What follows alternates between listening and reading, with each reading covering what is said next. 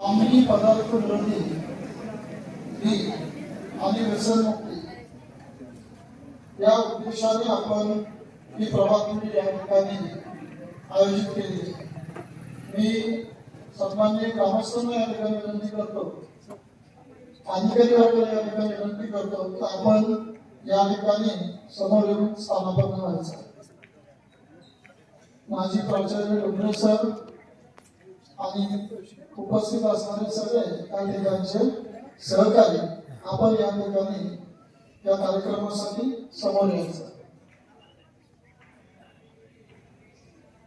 हा अतिशय सेन्सिटिव्ह असा विषय आहे, विशेष करून शहरी भागामध्ये आपण या बाबत अतिशय लहान मुलांपासून सुद्धा त्या ठिकाणी झालेले परिणाम पाहतोय किंवा रोजच्या वर्तमानपत्रामध्ये बातम्या ऐकताना सुद्धा आपल्याला हे सगळं पाहायला मिळतं आणि त्या संदर्भाने हा कार्यक्रम या ठिकाणी ठेवलेला आहे। आता तुमच्या वयात काही तुम्हाला फार व्यसन लागले असं म्हणता येणार नाही, पण बऱ्याचशा कुटुंबांमध्ये आपल्याला या ठिकाणी व्यसन पाहायला मिळतं आणि त्या दृष्टीने तुमचा सहभाग व्यसनमुक्तीमध्ये या ठिकाणी असला पाहिजे। आजच्या कार्यक्रमाला तुम्हाला प्रबोधन करण्यासाठी या ठिकाणी पत्रकार मेडगुले सरांचं या ठिकाणी आगमन झालेलं आहे। मी विद्यालयाच्या वतीने ग्रामस्थांच्या वतीने त्यांचा प्रथमतः सहर्ष स्वागत करतो। विद्यार्थ्यांनी टाळ्या वाजवून सरांचं या ठिकाणी स्वागत करावं। गणेशजी पंडित हेही या ठिकाणी उपस्थित आहेत आणि आपल्या पारगाव पोलीस स्टेशनचे एपीआय सचिनजी कांगवे साहेब हे 4 दिवसापूर्वी आपल्याकडे येऊन गेले आणि त्यांनाही हा विषय आपण सांगितलेला, त्यांच्याशी संपर्क केलेला। त्यांच्या माध्यमातून पोलीस प्रशासनाचे जे अधिकारी या ठिकाणी उपस्थित राहिलेले आहेत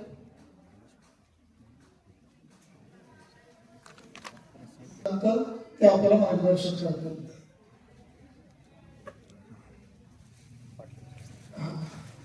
या ठिकाणी प्रथमतः पत्रकार मेडगुले सरांचा या ठिकाणी सत्कार होतोय। मी या गावचे पोलीस पाटील गणेशजी पंडित यांना विनंती करतो की आपण मेडगुले सरांचा या ठिकाणी समोर सत्कार करावा।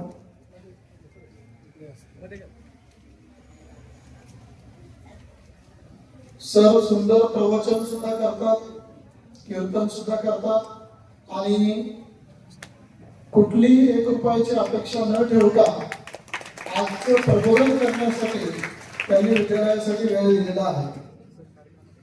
यानंतर सेवाज्येष्ठ शिक्षक शिंदे मॅडम यांना विनंती करतो की फलके मॅडम या ठिकाणी आहेत, त्यांचा आपण विद्यालयातर्फे या ठिकाणी सत्कार करावा। शाल श्रीफळ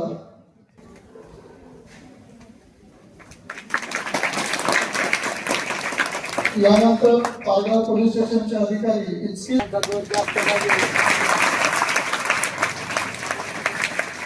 यानंतर पोलीस अधिकारी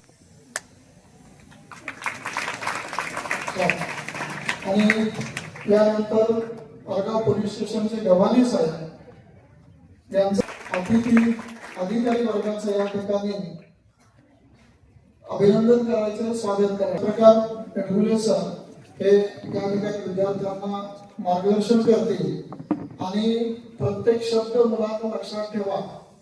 तुमच्या या लहान वयामध्येच जर तुम्ही निर्व्यसनी राहिला, जर तुम्ही कुठल्याही पदार्थाच्या अंमलाखाली आला नाही तर आयुष्यभर तुम्ही शारीरिकदृष्ट्या सुदृढ राहा। मी विद्यालयाच्या आणि ग्रामस्थांच्या वतीने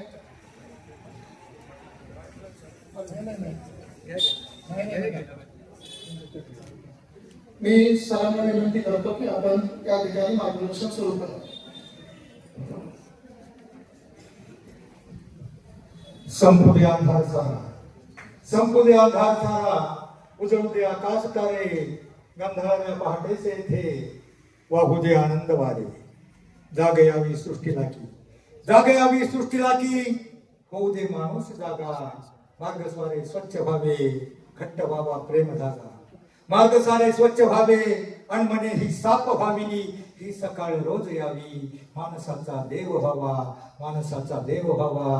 विद्यालयाचे, भैरवनाथ विद्यालयाचे सर्व गुरुजन, अधिकारी वर्ग आणि उपस्थित सर्व विद्यार्थी मित्रांना ज्ञानेश्वर मिडकुलेचा मनापासून मनपूर्वक नमस्कार.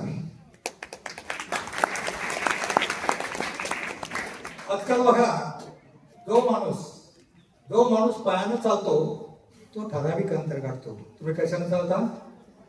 जो माणूस पायानं चालतो तो ठराविक अंतर काढतो, परंतु जो माणूस डोक्यानं चालतो तो निश्चितच आपलं ध्येय गाठतो. मी तुम्हाला थोड्याच वेळामध्ये थोडं तरी डोक्यानंही चालायचा मार्ग सांगणार आहे. डोक्यानं म्हणजे डोक्यानं बरं का, टेंगुळे.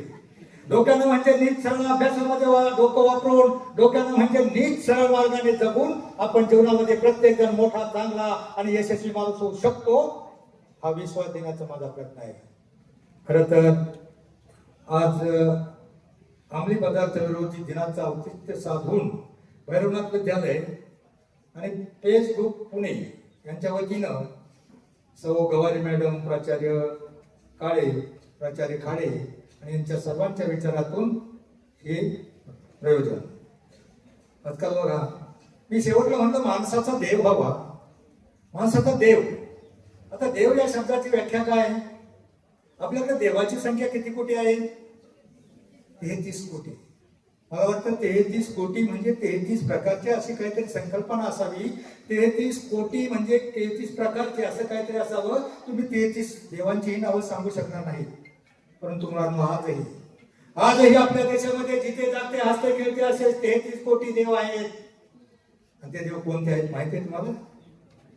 माहित नाही? आजकाल बघा, आपल्या देशाची लोकसंख्या 146 कोटी पर्यंत पोहोचलेली असताना त्यापैकी बरोबर सरकारी आकडेवारी बालवाडी पासून मास्टर डिग्री पर्यंत जे निष्पाप, निरपेक्ष, सात्विक, निर्भय वृत्तीचे जे विद्यार्थी आहेत ना साहेब, त्यांची संख्या बरोबर 33 कोटी आहे. आणि 33 कोटी विद्यार्थी माझ्यासाठी खरोखर देव आहेत. ना रावळी, ना रावळी, ना देवळी, ना रावळी, ना देवळी, ना कोणत्या विटेव, विद्या मंदिरात साक्षात 33 कोटी देव. ज्ञानी यांचा वाहतुक्याचा याचा हात बसा. काय झालंय सर? आपल्याकडे 2 प्रॉब्लेम आहेत आणि ते प्रॉब्लेम कशामुळे आहेत? फक्त व्यसनाधीनता.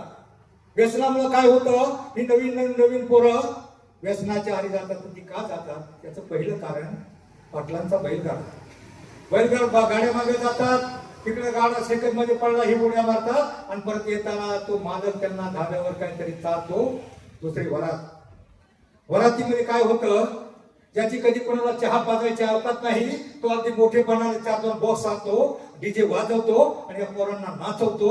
आणि नाचताना काय होतं? एखादा तो जुना पंटरा असेल तो म्हणतो, अरे तू लई दमला, खामाखून झाला, तुला ठेक टॉनिक. आणि मग त्याच वेळेला ही पोरं बिघडतात. तिसरं पुढारी. निवडणुकीच्या वेळेला पोरं 4-2 पोरं बेकार असतात, 500 रुपये रोज देतो सभेला गर्दी जमवण्यासाठी. आणि ते पुढारी लोक यांना घेऊन जातात आणि यावर धाब्यावर जेवायला घालतात. आणि जेवायला घालतात त्यावेळेस खायला प्यायलाही घालतात.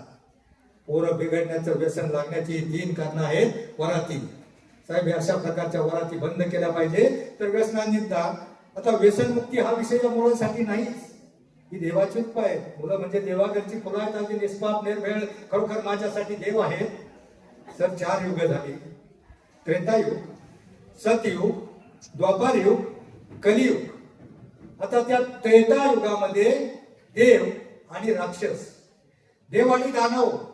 त्रेतायुगामध्ये देव आणि दानव वेगवेगळ्या लोकांमध्ये राहत होते.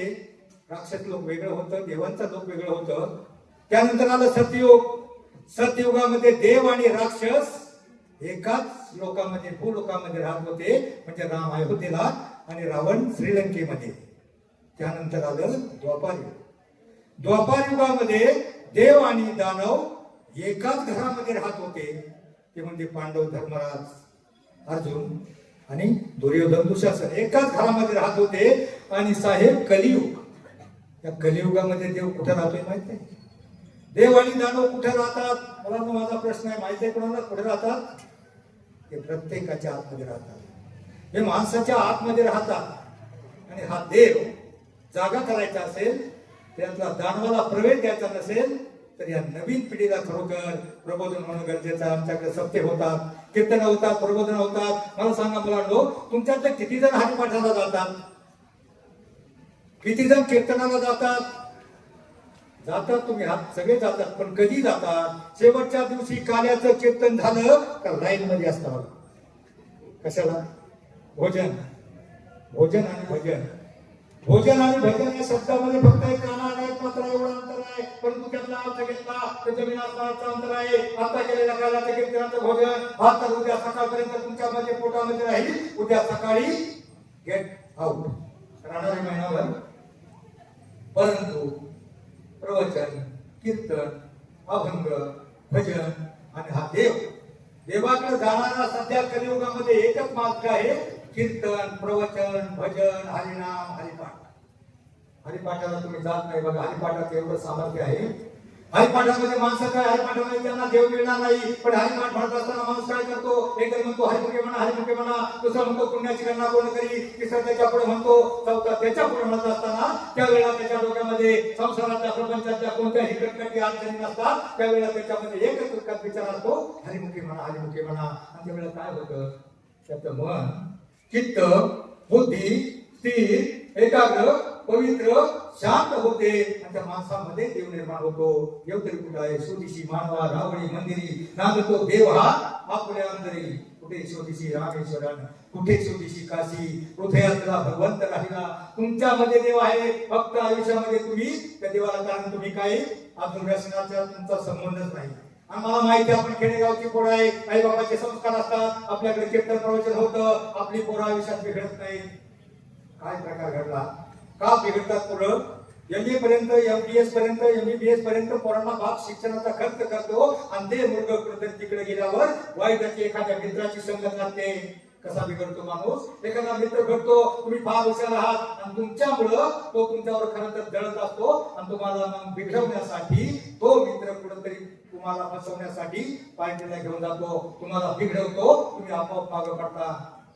काय संस्कार झाले? मला तुमचा आता कसा? खरं तर ही मुलं तुमच्या पुढे काय झालं? मुलांनो, मी खरं तर तुमच्यासाठी फिरतोय.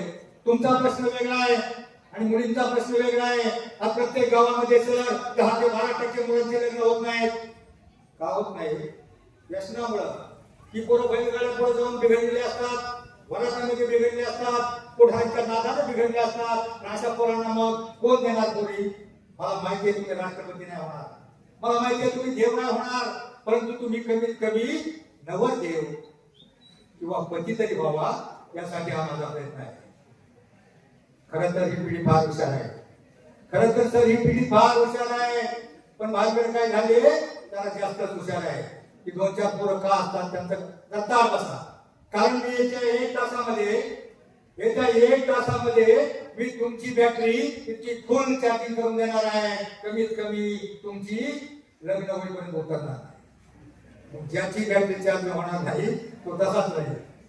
तर मी काय सांगत होतो, व्यसन.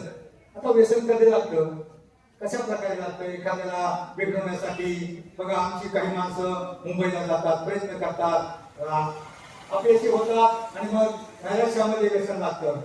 आपल्या खेडेगावचा एक माणूस मुंबईला गेला, नशिबात मायला हिरोईन सगळ्या सिनेमा इंडस्ट्रीमध्ये फिरला, त्याला गायक व्हायचं होतं. तो गायला पण लागला, चांगला गायला लागला आणि गाता गाता त्याला संधी मिळायला लागली. संधी मिळाल्यावर जे रेग्युलर गायक होते ते त्याच्यावर जळायला लागले. मग त्याला बिघडवण्यासाठी त्याला पार्टीला घेऊन गेले. पार्टीला घेऊन गेल्यावर त्याला म्हणणारे फॅशन या जगातली अशी जगातली स्टाईल आहे, इथं खायला प्यायला लागतं. त्याला प्यायला शिकवलं थोडं करून त्याला इतक्या हारी गेला तर त्याची ती गायची गेली. त्याला गायची कोण बेवड्याला संधी देणार? आणि मग शेवटी तो नावेला गावाला आला. गावाला आल्यावर तो रात्रीचा असा 1-2 वाजेपर्यंत पुढे प्यायचा, कोणत्याही धाब्यावर प्यायचा, कोणत्या हॉटेलमध्ये प्यायचा आणि मग रात्रीच्या 1-1:30 वाजता तो निघाल्यावर भलकंडात निघाला. चालता चालता दम मारा दम करा चालता तिथे निघाला आणि निघाल्यावर त्याला चौकामध्ये एका झिरो पोलिसाने अटकलं. चौकामध्ये अटकल्यावर तो त्याला म्हणला, काय कुठे कुठून आलायस? तो म्हणला, आता इकडूनच आलोय. जायचं कुठं? तो म्हणला, व्याख्यानाला जायचंय. व्याख्यानाला? आता रात्रीच्या वेळेला तुम्हाला व्याख्याना काय प्यायला गेलाय का काय? अहो साहेब, पेलोच मी. पेलेला माणूस खोटं बोलत नाही. व्याख्यानाला जायचंय. तो म्हणला, कुठे व्याख्यान? तर रात्रीच्या वेळेला तुला कोण व्याख्यान देणार आहे? अहो तो म्हणला, खरंच साहेब, तुमची शपथ घेऊन सांगतो, व्याख्यानाला चाललोय. व्याख्यानाला चाललोय. तो म्हणला, व्याख्यानाला? तो हवालदार म्हणला, व्याख्यान आता कुठं व्याख्यान आहे? तो म्हणला, साहेब, आता घरी गेल्याच्या नंतर दरवाजा उघडला जाईल. दरवाजा उघडल्याच्या नंतर माझी बायको जे बडबड सुरू करेल. तुम्हाला काय कळतं का? काल म्हणला होता सोडली, आता पिणार नाही. करा तर रात रांगोळी केली, पोरांच्या शिक्षणाला पैसे नाही, तुम्ही बार वाटोळ केलं. कोण होता असं तू? काय झाला असं तू? बायको व्याख्यान सुरू करेल आणि ते व्याख्यान ऐकता ऐकता मला झोप लागते. तर बायकोच्या व्याख्यानानं तो सुधारला नाही. बायकोच्या व्याख्यानानं तो सुधारला नाही. बायकोच्या व्याख्यानानं तो सुधारला नाही. पण मी तुम्हाला खात्री देतो, माझ्या व्याख्यानामुळं तुम्ही बिघडणारच नाही. मी तुम्हाला खात्री देतो. मुलांना मी शाळा कॉलेजामध्ये असतो. मी चंद्रपूर, गडचिरोली, भंडारा, नागपूर प्रत्येक वर्षी शाळेमध्ये जातो. तिथं माझा शिकायचा विषय वेगळा असतो. प्रत्येक मुलाला फक्त उमेद देणं, गरीबाचा मुलगा मोठा होऊ शकतो, काळा मोठा होऊ शकतो, गुटखा मोठा होऊ शकतो, हा विश्वास देण्याचा प्रयत्न असतो. पण आजचं व्याख्यान जर वेगळं आहे. काय वेगळं आहे? तर काय होतं बघा, जगी जीवनाचे सार घ्यावे जाणून सत्वर, जैसे ज्याचे कर्म तैसे फळ देई रे. देव आपल्याला फळ कसं देतो? अभ्यास केला तर मार्क पडणार आहेत का? अभ्यास नाही केला तर? कर्म करो तो फल मिळता है, कर्म करो तो फल मिलता है, आज नहीं तो कल मिलता है. जितना गहरा अधिक हो कुआं, उतना मीठा जल मिलता है. जीवन के हर कठिन प्रश्न का जीवन में ही हल मिलता है. प्रत्येक प्रश्नाचं उत्तर इथं तुम्हाला सापडणार आहे. दोन मित्र होते. 9वी 10वी पर्यंत 4 मित्र होते. 4 मित्रापैकी काय झालं तुम्हाला ऐकू येते का? मागच्यांना 4 मित्र होते. 4 मित्रापैकी 2 मित्र चांगले अभ्यास करायचे आणि 2 मित्र त्यांची चवाळकी करायची. अरे पुस्तकातले किडे तुम्ही शिकून काय करणार आहे? म्हणता ते 2 मित्र कोणाच्या डीजे पुढे नाचायला जायचे, वरातीला जायचे, बैलगाड्याच्या मागे जायचे. सगळे करता दोघं 9वी 10वी नापास झाले. जे मित्र अभ्यास करत होते ते दोघेही पास झाले, अनेक बी झाले, ग्रॅज्युएट झाले, एमपीएससी यूपीएससी परीक्षा दिली आणि सरकारी अधिकारी झाले. तहसीलदार झाला आणि एक डीवायएसपी झाला. दोन्ही 4 पैकी 2 जण झाले. आता हे 2 जण 2-4 वर्षांना माझ्यावरती पुढारी आले का घेऊन जातात, धाब्यावर जेवाय घालतात, कुणाची वरात आली, खायला प्यायला मिळतं, 2-4 वर्ष मदत केली. परंतु झालं, बाकीच्या 8 दोघांची लग्न झाली. जे नोकरीला लागले होते त्यांची लग्न झाली, संसार झाला, त्यांना 1-2 पोरं झाली. नंतर 30 वर्षाचं वय झालं. हे फक्त खाऊन पिऊन मस्त मध्ये आमच्या वेळेला त्यांना जाणीव व्हायला लागली आणि आपले मित्र कुठे गेले तर आपण कुठे आहे. मग त्यांचा काय, कोणत्या गावची जत्रा असली का निघाले जत्रेला, कोणत्या गावची गाडी असते निघाले गाड्याला, पुढाऱ्याची निवडणूक असली, वरात असली, तिकडे टाइमपास त्यांचं जीवन बरबाद व्हायला लागलं. त्यांना जाणीव झाली वडगावची यंत्रा होती. त्यांच्या काल साहेब वडगावला निघाले म्हणजे सत्य कथा सांगतोय. वडगावला निघत असताना म्हणजे त्यांना थोडासा दुपारच्या वेळेला त्यांना वाटलं अरे आपल्याला तिथे गेल्यावर जेवायचंय. जेवण्यासाठी काय केलं पाहिजे तर त्यांच्याकडे बॉम्ब भरले चिलीम असायची. एका झाडाखाली बसले. आंब्याचं मोठं झाड होतं, अगदी बहारलेलं. त्या झाडाखाली बसले. झाडाखाली बसल्याच्या नंतर झाडाखाली बसले आणि तिथे बसल्याच्या नंतर त्यांनी बाजूला पाहिलं. मोठी कलिंगडाची बाग होती. ती मोठी कलिंगडाची आग लागली होती. आता तोपर्यंत त्यांनी घाट्या मारला, किलीम भरली, किलीम लावली, दुसऱ्याने दारू केली. दोघांनी दारू लावला होता आणि गांजाला होता. एकाने दारू एकाने गांजा घेतला आणि यांना दोघांना ते चढली आणि चढल्याच्या नंतर यांची सुरुवात झाली. आपलं लय झालाय, आपल्यावर लय झालाय. काय बघ ना, देवाला काही कळतं नाही. त्या झाडाचं बी बघ ना, एवढं मोठं आंब्याचं झाड आणि त्याचा एवढा आंबा. एवढं मोठं आंब्याचं झाड, त्याला एवढा एवढा आंबा आणि कलिंगड, त्याचा एवढा कलिंगड, एवढा वेल आणि एवढी मोठी कलिंगड. देवानं काहीतरी चुकीचं केल्यासारखं वाटतंय. देवाचं काय खरं नाही. तसं आपल्यावर अन्याय केलाय, आपल्याला देवानं नाही का ठेवलं, तसं इथं देवानं बघा निसर्गाचा अन्याय आहे. देवाला काय कळतं का काय? आणि देवाच्या नावाला बोंबाबोंब करत असताना तेवढ्या मधून वाघ आलं आणि एक आंबा असा पडला त्या बोलदाराच्या टोपऱ्यात पडला. टोपऱ्यात पडला, ते घाण देऊन पार भागल्यानं खाली पडलं आणि मग त्या दुसऱ्यानं विचार केला, अरे तू आता म्हणत होता देवाला चुकीचं केलं, आता तू सांग, हेच कलिंगड, एवढं मोठं कलिंगड जर वर असतं आणि ते जर तुझ्या डोक्यात पडलं असतं तर तुझं राम सत्य आहे. म्हणजे देवाने जे केले ते बरोबर केले. म्हणजे तसं ते होतं ते बरोबर होतं, ते होतं ते चांगलं. तुम्ही जर अभ्यास केला तर तुम्ही मोठे होणार. तुमच्यातला प्रत्येक जण मोठा होणार आहे. फक्त तुम्ही कोणत्याही पुढाऱ्याच्या, व्यसनाच्या, वरातीच्या आणि कुठल्याही मागे न लागता तुमच्यातला प्रत्येक जण मोठा होऊ शकतो. आता व्यसन म्हणजे फक्त दारू, गांजा, अफो हीच नाही. आता सोशल मीडियाचं व्यसन निघलंय, परत मोबाईलचं व्यसन निघलंय, परत अजून मोबाईल गेमिंग, आणि मग ते अंमली पदार्थ काय काय नाव आहे त्याची पोलिसांनी पकडलं का पोलीस सांगतात 3 कोटीचं पकडलं. 1 किलोची किंमत 3 कोटी म्हणजे नेमकं काय असतं त्याच्यात? म्हणजे त्याच्यात माणसं बिघडवण्याचा, माणसं कमी करण्याचा कारखाना म्हणजे ते अंमली पदार्थ आहे. म्हणून ज्याला आयुष्यामध्ये, त्याला जीवनामध्ये यशस्वी व्हायचं असेल, मोठं व्हायचं असेल, त्याला आयुष्यामध्ये अंमली पदार्थाच्या नादाला सुद्धा लागायचं नाही. कोणत्याही मुली बोलवलं तर वरातीला नाचायला तर जायचं नाही. आता वरातीची गाणी काय असतात, त्या डीजेची गाणी काय असतात साहेब? आजकाल मी बघितलं आमच्या यात्रेला तमाशा बोलवला जातो आणि एवढाली पोरं त्या बाया, हात चड्डीवाल्या बायांच्या पुढं गाणं म्हणायला लागले, नाचायला लागतात. काय संस्कार होणार? आमची पोरं कीर्तनाला घेत नाही. त्याच्यात पालकांचाही थोडा दोष आहे. कारण पालकांनी कीर्तन, प्रवचन, व्याख्यान एक जर शाळेत ठेवलं पाहिजे किंवा एखाद्या दिवशी सगळी पोरं मांडपात आणली पाहिजे. संस्कार खरं तर बघा आजकाल सगळीकडं अंधार पसरलाय, काळा भिन्न अंधार पसरलाय, आग लागली, भडका उडालाय. माझ्या एका प्रश्नाचं उत्तर द्या. जीवनामध्ये फक्त तीनच लोक फक्त तुमचं भलं चित्तात, तुमचं भलं व्हावं असं फक्त 3च लोकांना वाटतं. एखादा तुमच्या इंटरव्ह्यूला बरोबर आल्या 25 जण, त्यांना वाटेल का तुमचं भलं व्हावं? फक्त 3च लोक. आणि ती 3 लोक कोणती कोणती माहिती आहे तुम्हाला? कोणती? 3 लोकांना वाटतं तुमचं भलं व्हावं, चांगलं व्हावं, कल्याण व्हावं, तुम्ही मोठं व्हावं, यशस्वी व्हावं. कोणती 3 लोक माहिती तुम्हाला? कोण सांग? आई, वडील आणि शिक्षक. आई, वडील आणि शिक्षक ही 3च लोक फक्त तुमचं भलं चित्तात. त्यांना काय तुमच्यातला एखादा कलेक्टर झाला तर ह्या शिक्षकांना काय तुम्ही पगार देणार नाही. फक्त त्यांना अभिमानानं कलेक्टर ऑफिसला गेला, अभिमानानं खिडकीच्या बाहेरून लोकांना आपल्या मित्राला सांगता येईल, अरे माझा विद्यार्थी आहे, कलेक्टर झालाय. फक्त 3च लोक आहेत. म्हणून आयुष्यामध्ये त्यांचं ऐका, त्यांना कधी मागं बोलू नका. मुलांना शिक्षण म्हणजे शून्यातून विश्व निर्माण करण्याचा मार्ग. शिक्षण म्हणजे सुतावरून स्वर्ग मार्ग गाठण्याचा मार्ग.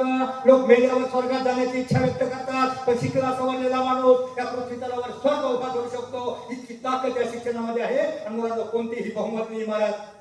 कोणतीही बहुमजली उत्तुंग इमारत उभारण्यासाठी पाया पक्का असावा लागतो. प्राथमिक शिक्षण हा तुमच्या जीवनाचा पाया आहे. आणि सर इथं या वेळेला गव्हर्नमेंट तुम्हाला पगार देतं, मला माहिती आहे. तुम्ही तुमच्या एवढी काम आहेत आजकाल, तुम्हाला एवढी क्लिअरिकल काम असतात का तुम्हाला शिकवायला वेळ मिळत नाही. परंतु माझ्या मते याच बरोबर तुम्ही शिकवता, चांगल्या मेहनत घेता, परंतु याच बरोबर तुम्ही बघा गवळी दूध घालतो, गवळी दूध देत असतो. आमची बाई बघून घेते गवळी बरोबर मग घालतोय का नाही, का अर्थ देतोय, गवळी बरोबरच घालत असतो, पण तरी एखादा टिपका हिट करतो. त्या बदल्यामध्ये शेवटला तो गवळी अजून एक्स्ट्रा अर्धमाप घालतो. आणि ते एक्स्ट्रा अर्धमाप घातल्यावर त्या दूध घेणाऱ्याला समाधान वाटतं. तसं सर तुम्ही जी 2 माप टाकताय तुम्ही बरोबर आहे, पण तुम्ही जे एक्स्ट्रा माप या पिढीवर टाकायची गरज आहे ना सर, ते संस्काराचं सगळीकडे भटका उघडला आहे. आग लगी आसमान में, आग लगी आसमान में, धर गए अंगार, अगर संत ना होते दुनिया में तो जल जाता संसार. संतांचे विचार, तोपर्यंत संतांचे विचार आणि शिवरायांचे विचार या पृथ्वी तलावर आहे तोपर्यंत आमचा समाज लेकी बाळी सुरक्षित आहे. काय प्रकार झाला, काय संस्कार मिळाले त्या मुलीला तुम्ही आता नाही. ती 20 वर्षाची मुलगी, काय तिचं नाव, शिया. काय काम केलं तिनं, गुन्हेगारा नाही, शोभल नाही, इतकं कांड केलं. म्हणजे संस्कार कुठून मिळाले, तिच्यावर जर साधू संतांचे, आई वडिलांचे, घरचे संस्कार असले तर असं होऊ शकत नाही.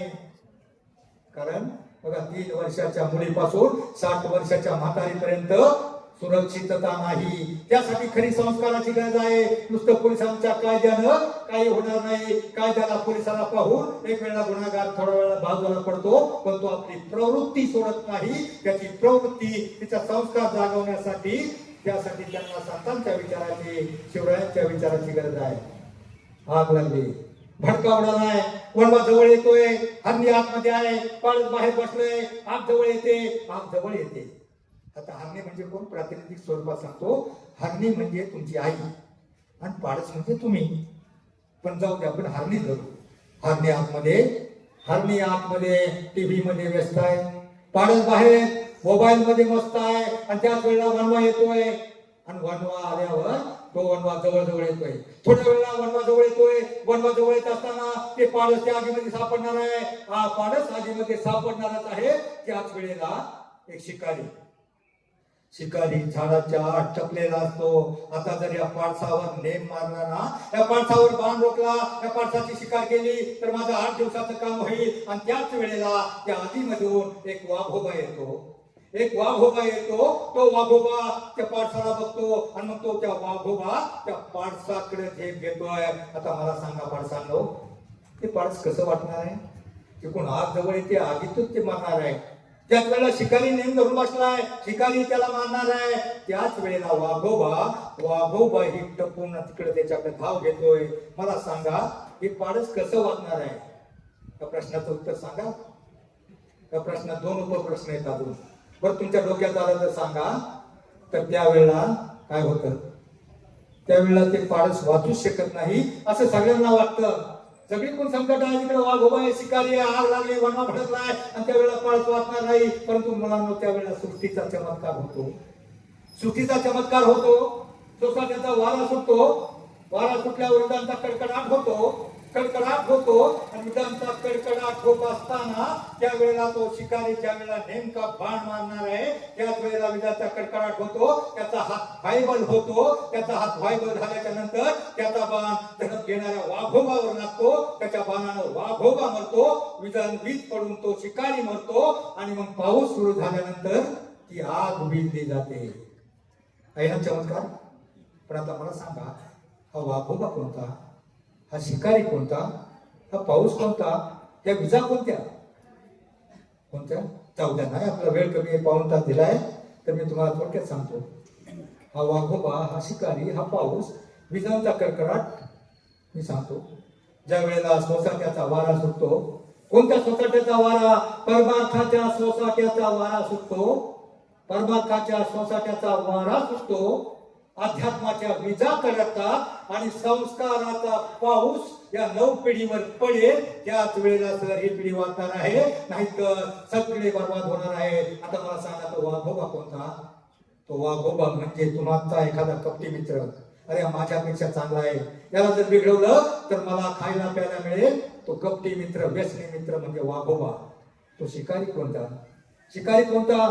तरी व्यसन, दारू, गांजा, अफू, चरस, अंमली पदार्थ, जे सगळ्या प्रकारची व्यसन आहेत ना, हे शिकारी तुमची शिकार करायला टपलेले आहेत. आणि तो भटका कोणता? तो वणवा कोणता? ती आग कोणती? तर समाजामध्ये पसलेली आणि ती कुणीची दुराचार, भ्रष्टाचार, अन्याय, अत्याचार, बलात्कार, ही सगळीकडे भडका उडालाय. हा भडका शमायचा असेल तर संस्काराचा पाऊस या पिढीवर पडला तरच ही पिढी सुधारणार आहे. मला सांगा, मी सांगितलेलं काही समजलं का तुम्हाला? एखादी मुलगी सांगू शकते का? कारण याच्यात बराच गुंता आहे. जाऊ द्या, ज्या वेळेला संस्कार या पिढीवर होतील त्याच वेळेला ही पिढी सुधरू शकेल. तसं जर मी भाजनाचा कार्यकर्ता, मी अभ्यास भजनातला परंतु मला 100% भजन येत नाही. 21-25 वर्षापूर्वी आमच्या शिक्रापूरला भजनाची स्पर्धा होती. मी त्यांच्यामध्ये राखीव खेळाडू होतो 11 नंबरचा. आमची कमांडर गाडी येत होती. मी एका झाडाखाली उभा होतो रस्त्याच्या कडेला आणि ते झाड घर एका वेगळ्याच प्रकारच्या माणसाचं होतं. तर मी झाडाखाली उभा असताना मी विचार केला, आपण कुठपर्यंत मला कोरस म्हणायचंय, आपणही प्रयत्न करावा. आता स्पर्धेमध्ये सरळ म्हणून जमत नाही. सरळ म्हणजे बघा भाग म्हणाल का, कानडा राजा पंढरीचा म्हणा, वेद नाही कळला नाही. काय अर्ध्या मुली म्हणल्या, 1-2 मुली नुसत्या गालात हसल्या. आता मी कुठं तुम्हाला म्हणणी बदनाम होई म्हणा सांगितले. संतांचा अभंग, संतांचे विचार एखाद्या वेळेस तोंडात आले, मनात बुडले, अंगात आंघोळणी पडले तर देव तो आपल्याला कधीच आपलं वाईट करणार नाही. फक्त आपला समाज सुरक्षित आहे, तुम्ही लेकी बाळी सुरक्षित आहे. फक्त 2च विचारामुळं, एक संतांचे विचार आणि छत्रपती शिवरायांचे विचार, फक्त 2च विचारामुळे तुम्ही सुरक्षित आहात. मी भजनातला कार्यकर्ता. आता मी म्हटलं असं साधं म्हणून चालत नाही. मी म्हटलं तिथं आलाप घ्यावा लागतात, वेगळ्या प्रकारचं म्हणावं लागतं. मी झाडा खाली रस्त्याच्या कडेला उभा होतो आणि मी आपली प्रॅक्टिस करायला लागलो.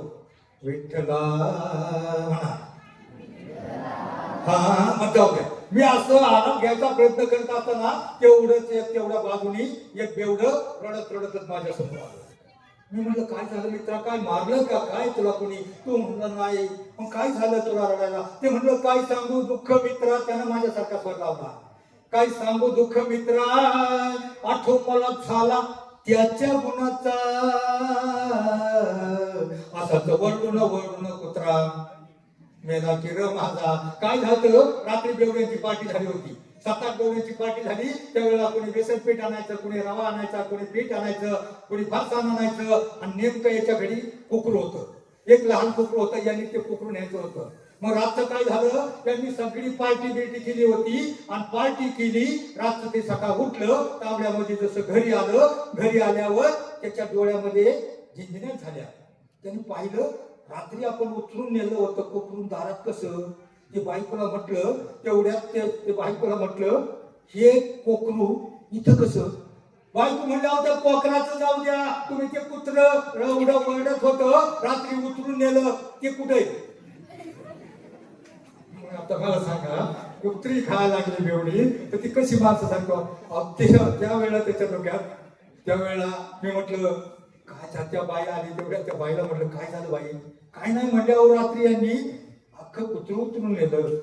तर मी सांगायचं तात्पर्य, त्यामुळे काय झालं होतं, ते बेवड्यांची पार्टी झाली. मग त्या बाईला म्हटलं मला जायचं होतं, पुढे गाडी येणार होती. मी म्हणलं तुमच्या हातात आहे, बायकोच्या हातामध्ये असतं नवऱ्याचं कसं मोठी ठेवायचं, त्याचं कसं व्यसन सोडायचं, त्याला विनंती करायची. अहो म्हणले त्याला मी विनवलं सुद्धा, विनविते राय आम्ही घडोघडी, आता तरी सोडा ही दारू चाळी.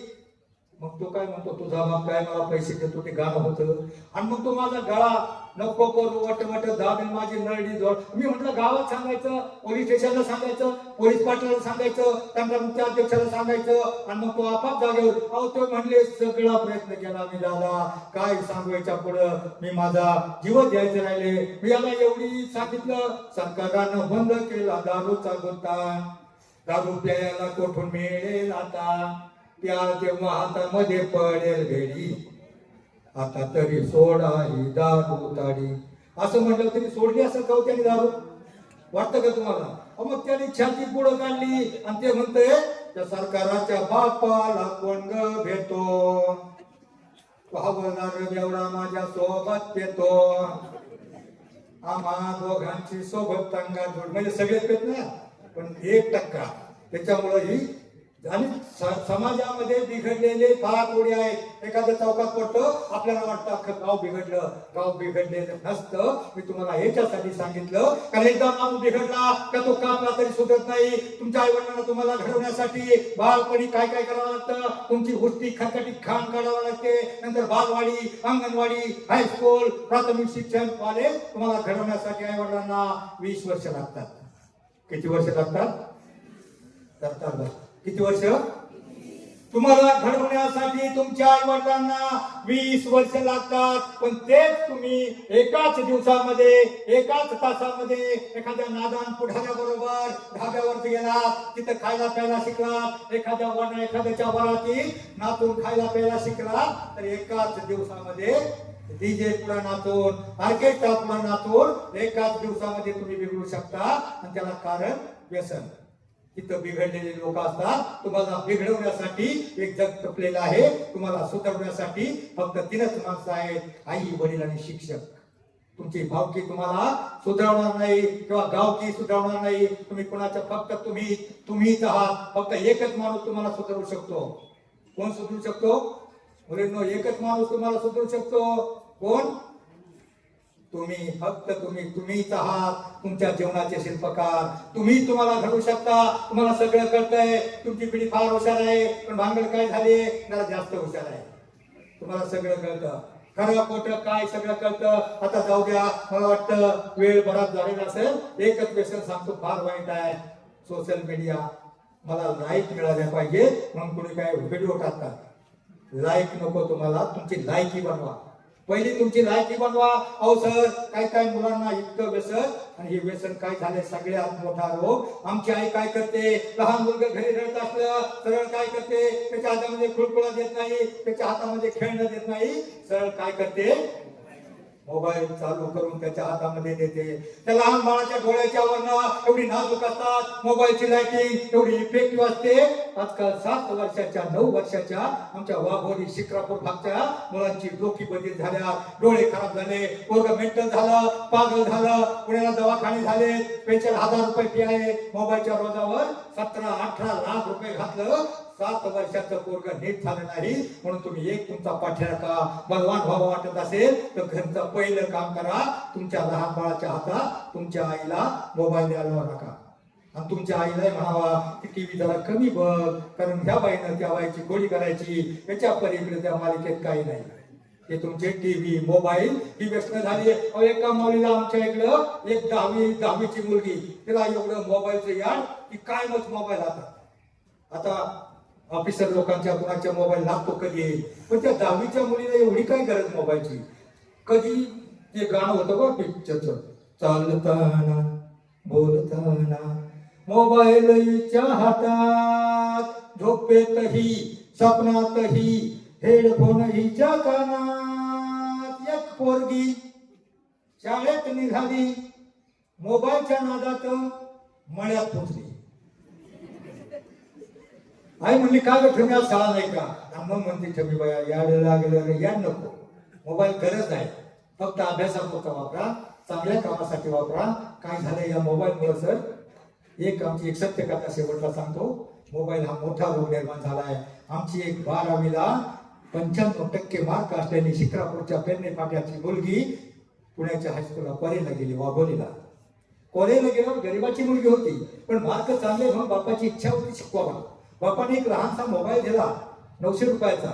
मोबाईल दिल्यावर त्या प्रत्येक कॉलेजच्या बाहेर एक अशा प्रकारची जमात आहे, त्यांना टपरी टाकून दिली जाते. लव जिहाद नावाचा प्रकार सुरू झाला आहे. आमच्या भारतातल्या मुली फसवून, त्यांना भुलवून, त्यांना पळवून बाहेरच्या देशामध्ये 25 ते 50 लाखाला विकल्या जातात. सर, मी 45 वर्ष पत्रकारिता करतो.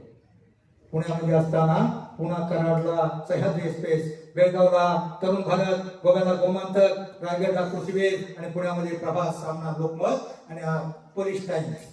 तुमची कोल्हापूरच्या पोलीस टाइम्सची मी 10 वर्ष पत्रकारिता केलेली आहे. आणि पत्रकारितेमध्ये हे मला हे माहीत झालं, आम्हाला चांगल्या गोष्टी कमी करतात. आम्ही शाळेतली बातमी आमच्या पेपरला एवढी येते, पण एखाद्या मुलीवर अत्याचार झाला ना ती बातमी मोठी येते. कारण इथंही वेगळं लॉजिक तयार झाले. तर ती पोरगी गेली, त्याला 900 रुपयाचा मोबाईल दिला, गट्टू मोटरला होता. आणि मग ती बरीच वर्षापूर्वीची गोष्ट आहे. मोबाईल दिल्यावर ती पोरगी मोबाईल चार्जिंग करायला मोबाईलला बॅलन्स टाकायला गेली. बॅलन्स टाकायला गेल्यावर तो हिरो होता तिथं बसलेला, त्याला 20,000 रुपये महिना, बुलेट, चांगले अपडेट कपडे, आणि हे काम करण्यासाठी मुली फसवण्यासाठी बसवलं. त्या मुलीची ओळख काढली, पहिल्यांदा तिच्याशी बोलला, दुसऱ्या वेळेला अजून पुढे बोलला, तिचं नाव माहिती करून घेतलं. फास्ट मध्ये सांगतो, वेळ थोडा आहे म्हणून. पुढल्या वेळेला त्याला पुढचं पाऊल टाकलं. पुढचं पाऊल काय? आज फार मॅचिंग ड्रेस घातलायस, आज फार सुंदर दिसतेस. आणि सुंदर दिसतेस म्हणजे हसतेस.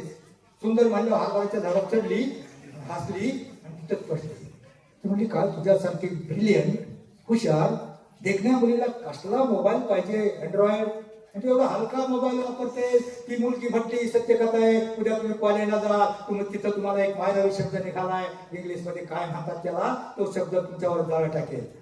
तर तो म्हटला तुला मी अँड्रॉइड मोबाईल घेऊन देतो. ओळख पडली, ती मुलगी बोलायला लागली आणि ती म्हटली नको नको, तुझा मोबाईल मला नको. माझ्या बापाला जर कळलं तर माझा बाप मला उभी कापील. तो म्हणला तुझ्या बापाला कसं कळल, तुझा बाप कुठेतरी शेतामध्ये कडमळत असेल, घामाच्या धारा काढत असेल, रक्ताचं पाणी हाडाची काढ, त्याला कसं कळल. तिला हा मुद्दा पटला, जरा कान करून नाही का, तिला हा मुद्दा पटला, बापाला कळणार नाही. पण ती तयार झाली, तिचं एक मन इकडे होतं, एक मन बाहेरचं मन सांगत होतं मोबाईल मिळतोय चांगला तर घेऊया, पण एक मन म्हणत होतं नको नको, मला तुझ्या बरोबर पुण्याला यायचं, तुझ्या बरोबर मोबाईल घ्यायला यायचं म्हणजे मला भीती वाटते. तू म्हणला सोनू सोनू तुझा माझ्यावर भरोसा नाही का. आता सोनूचा बिलकुल भरोसा नव्हता, सोनूचा बिलकुल भरोसा नव्हता. पण तिच्या मांड्यामध्ये मोह उत्पन्न झाला होता. जसा सीतेने हरण पाहिलं आणि ती रामाला म्हणे प्रभू हरणाच्या कातऱ्याची टोळी हवी आहे, आणि मग तो राम तिकडे गेला आणि त्या टोळीच्या नादामध्ये, त्या मोहाच्या नादामध्ये सीता लंकेमध्ये पोहोचली. तसं त्या मुलीला सीतेप्रमाणे मोह निर्माण झाला आणि ती त्याच्या बरोबर जायला तयार झाली. आता फास्ट मध्ये सांगतो, पुण्याला गेली. तो बी काही पैशावर नव्हता, तो बी होता, त्याने 20,000 गोळा केले, पुण्याला गेले. मला सांगा 18,000चा मोबाईल घेतला, किती उरले 2,000. आता पोरगी पुण्याला नेली म्हणजे वडापाव थोडी मागायचे, 5 स्टार हॉटेलमध्ये गेला आणि तिथं खा खा खाल्लं. त्या मुलीला वाटलं बरं, तिने खाल्लं आणि बिल आलं 1,800 रुपये. आता किती उरले 200 रुपये उरले. आता लक्ष पर्यंत बरं का, ह्या विषयावर फार लक्ष येतं, बघायची चुळबुळ करत होती. तर 200 रुपये उरले. आता मला सांगा बसला येण्यासाठी 40-80 रुपये लागत होते. शानं माहिती का नाही त्याने अजून त्या पूर्व भाव खायचा प्रयत्न केला. तो त्याला म्हणतोय आईस्क्रीम खावं की, ती पण म्हणली हा हा मोबाईल 180 रुपये गेले. आता किती रुपये उरले 20 रुपये, यायला 80 रुपये. मनामध्ये प्रश्नचिन्ह होतं, पण त्याचा वेगळा डाव होता, तो भाव वेगळा. प्रश्नचिन्ह होतं, ते पायऱ्या उतरायला लागले. त्याच्या तो चेहऱ्यावर तो दुःख दाखवू शकत नव्हता. पायऱ्या उतरत असताना त्याच्याच वयाचा फिंदारलेल्या केसाचा एक तरुण समोर हात केला, म्हणाला साहेब 20 रुपये देना साहेब, 20 रुपये देना. त्यानं पाहिलं, म्हणलं 20 रुपये का क्या करेगा. तो म्हणला कुछ नहीं साहब, मोबाइल को रिचार्ज करना है, गर्लफ्रेंड को फोन करना है. तेव्हा तो आपल्या मुलीला म्हणतो देख लैला, भिकारीने भी गर्लफ्रेंड बनाया. तेव्हा तो भिकारी म्हटला ऐसा नहीं वैसा नहीं, गर्लफ्रेंड ने भिकारी बनाया. तो या समृद्धीचा भिकारी झाला होता. तर टोटल 18 ते 35 ची पिढी भिकारी होत चालली. एका घरामध्ये 4-4 मोबाईल, आमच्या घरामध्ये 1,000 रुपये बिल आला. आमचा बाप लाईटीच्या ऑफिस मध्ये जातो आणि म्हणतो साहेब एवढं कसं आलं. आणि आमच्या एका घरामध्ये 4-4, 5-5 मोबाईल, 1,000-2,000 बिल बनताना आम्हाला काही दुःख वाटत नाही. या मोबाईलनं थैमान वाढलंय. सगळी 99.99% लोक गरीब होत चालली. फक्त 7 लोक श्रीमंत होत चालली. कोणती Adani, Ambani, Reliance, Vodafone, Tata, idea. काय आयडिया काढली सर त्यांनी, एक वायर खाऊन दिली आणि म्हणतात जिओ आणि ठार मारायला लागले. तर मोबाईलचा दुष्परिणाम शेवटी ती पोरगी. त्यामुळे म्हणलं अरे पोरीच्या पुढे 20 रुपये मागतंय हे, तर त्याच्या खिशामध्ये नेमके 20 उरले होते. त्याने मोठा उदार करण्याचा अवतार आणून खिशामध्ये हात घातला, नोट फडकवली, त्याच्या हातामध्ये दिली आणि मग ते आपल्या त्या मुलीला म्हटलं तू इथं थांब, मी जर काहीतरी अरेंजमेंट करतो म्हणलं. ते पोरग इथं गेट तिला बसवलं गेट जवळ आणि ते बाहेरच्या गेट जवळ गेला. बाहेरच्या गेट जवळ गेल्यावर त्यानं फोन काढला. फोन केला. हेलो मुर्गी लाया हो, मेरा 20 लाख रुपए रेडी रखना. मुर्गी लाया हो, मेरा 20 लाख रुपये रेडी रखना. त्याच वेळेला त्या गेट मधून सुदैवाने त्या मुलीच्या पेरणी फाटाचा पोलीस पाटील आणि एक कार्यकर्ता आतमध्ये शिरत होता. त्यानं ते संभाषण ऐकलं. अरे मुर्गी लाया हो, 20 लाख रुपये लेडी लग्ना असली कसली सोन्याची कोंबडी आहे, 20 लाख म्हणतोय. तर त्याला काय एवढं डोक्यात घेतलं नाही. तो सरळ पुढे आला. पुढे जसा आला तसं त्यानं त्या पायरी जवळ घुटमळणारी गरीबाची मुलगी पाहिली. आणि मुलगी पाहिल्यावर त्यानं त्या मुलीला विचारलं, तू इथं कशी आहे, तू इथं कशी आहे म्हटल्यावर ती मुलगी गांगरली, बावरली, इकडे तिकडे बघितलं आणि तिनं मग ते खरं ते सांगितलं. त्याच्या बरोबर आले आणि मग त्या पोलीस पाटलाच्या डोक्यामध्ये करंट पेटला. कारण पोलीस खात्याला एका शब्दावरून सगळी माहिती कळते. मग त्याने मग विचारलं, अरे तो मुलगी म्हणत होता ना मुलगीला हो 20 लाख रुपये, ती मुलगी म्हणजे ती कोंबडी नाही, ही कोंबडी ही कोंबडी, ती कोंबडी नाही ही कोंबडी त्याला न्यायचंय. आणि मग त्यानं धावत त्या मुलीचा हात धरला आणि त्याला ओढत ओढत गेट जवळ जाऊ लागला. त्या पोरानं पाहिलं, अरे हा माणूस त्या मुलीला घेऊन आपल्याकडे झपा झपा पावलं घालतोय. आणि मग त्यानं पाहिलं, तो गावचाळला इकडे तिकडे पाहिलं. आणि ते जसे जवळ आले तर तो पोरगा 90च्या स्पीडनं जो पळाला. आज 12 वर्ष झालं, 2012-13ची गोष्ट आहे. 12-13 वर्ष झालं तो पोरगा गायब झाला. कुठं अफगाणिस्तानला गेला, बलुचिस्तानला का पाकिस्तानला, अरब राष्ट्रामध्ये. आजही 12 वर्षानंतर त्या मंत्र्याच्या कॉलेजच्या बाहेरची टपरी बंद आहे. लव जिहाद नावाचा मी 45 वर्ष पत्रकारिता करतो. आणि पत्रकारितेमध्ये तुम्हाला मुलींना आयुष्यामध्ये मला सांगा, तुमचा बाप तुम्हाला विहिरीत ढकलणार आहे का? बघा, एक पिक्चर निघाला होता, शेवटचा मुद्दा सांगतो, टाइम नाही आहे ना अजून, शेवटचा मुद्दा सांगतो. त्या पिक्चरच्या नंतर फार गडबड झाली. त्या मोबाईलचं व्यसन सांगतो. त्या पिक्चरच्या नंतर फार गडबड झाली. एक पिक्चर निघाला आणि पिक्चर निघाल्याच्या नंतर एक 10 वर्षापूर्वीची गोष्ट आहे. त्या पिक्चरचं नाव काय फार फेमस झालं. काय नाव आहे त्या पिक्चरचं? तू नसेल तेव्हा माहिती आहे का? करमाळा भागामध्ये पिक्चर फेमस झाला. आणि करमाळा भागामधल्या 145 मुली तो पिक्चर पाहून, पिक्चर मधली गाणी पाहून आणि पळून गेल्या. 8 दिवस मी आणि माझा पत्रकार मित्र त्या वेळेला करमाळ्याला होतो. 8 दिवसानंतर 145 पैकी 143 मुली पार्सल रिटर्न आलं. 143 मुलींचं पार्सल रिटर्न आलं. एक मुली इंद्रायणीच्या डोहामध्ये सापडली आणि एक मुलगी पुण्याला रेल्वे स्टेशनवर आत्महत्या केलेली सापडली. टोटल मुलीचं 15 दिवसामध्ये पोलीस खात्यानं सर्वेक्षण केलं.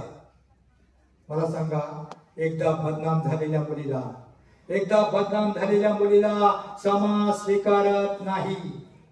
काय फसवा शब्द होता त्या मुलीचा? का खायला आलती ती? काय एवढी खायला आलती? तिच्या एवढी खायला आलती ती मुलगी.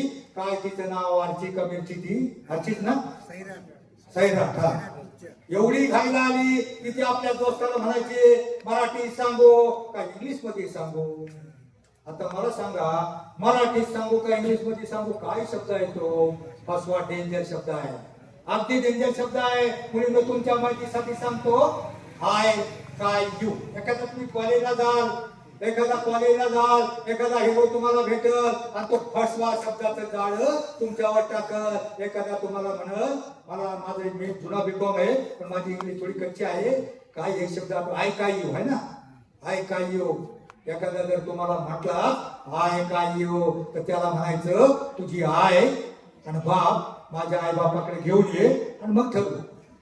तुमचे आई वडील तुम्हाला वाढवण्यासाठी, लहानाचं मोठं करण्यासाठी, तुमचं लाडकोर करण्यासाठी, तुम्हाला शिकवण्यासाठी घामाच्या धारा घालतात. तुमचे आई वडील काय तुम्हाला खड्ड्यामध्ये ढकलणार नाही. एवढी का घाई घालते, का पळून गेली? मी त्यातले 3 प्रसंग सांगतो आणि संपवतो.